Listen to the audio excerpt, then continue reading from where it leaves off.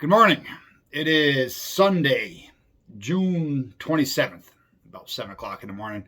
And this is my Valhalla Warriors meal plan, week 4 update, the 1 meal a day diet. How are you doing? I'm doing good as far as the meal plan is concerned, as far as 1 meal a day. I've only dropped 2 pounds this week, and I walked 44.14 miles. So you have to be careful, and this is what I wanted to discuss in this week. You have to be careful with that scale. That may not be an accurate indicator of size reduction, because while I've only dropped 2 pounds a little over 2 pounds, I'm calling it 2 pounds. While I've only dropped 2 pounds over the course of the week, I'm almost ready to punch that extra hole on the belt to take it up another inch. So my size has decreased. Now, when you lose weight, like, you're not just losing it from your gut area, if that's where you want it to lose it from. You're losing it from all over the place. Your back fat, whatever. So like my shirts, before I started this plan, because I was gaining weight all around, my shirts that used to be longer, like even this shirt that I'm wearing right now, this tank top, would hang down. Well, when you start to gain weight and then your posture gets all slouchy and your belly sticks out more because your posture sucks, then what happens is your shirt starts to ride up on your belly some. You're always pulling your shirt down like this. So your clothes, say that right, your clothing will fit better. It'll fit like it used to.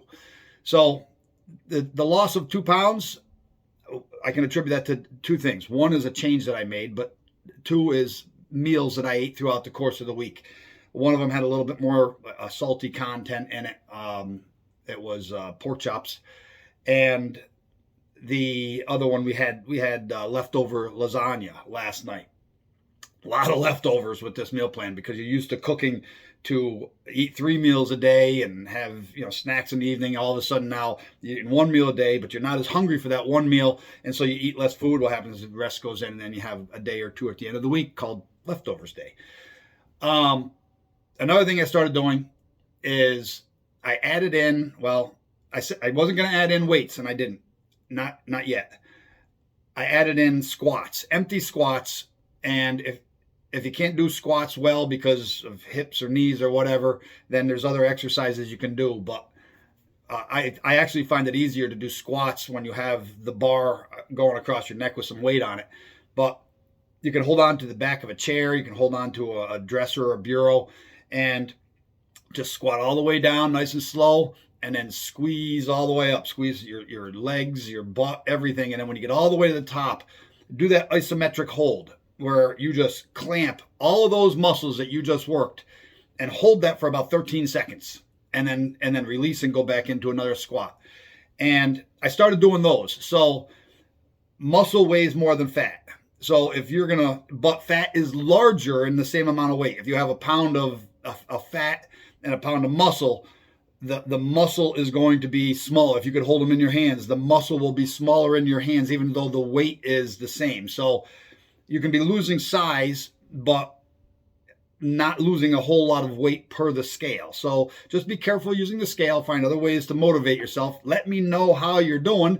And if you don't want to make a public comment on a channel, then PM me and let me know your progress there. Stay positive. Keep going at it. And, look for different ways to motivate yourself, whether that's your clothing fits different, whether that's, you have more wind. If you're walking a lot, try to run a little bit. I had an instance where I had to do a sprint, and I haven't sprinted that long in a while. And the fact that I could do it motivated me more. So stay positive, keep me posted, and we'll see you next week. Tills nästa gång. Good hälsa.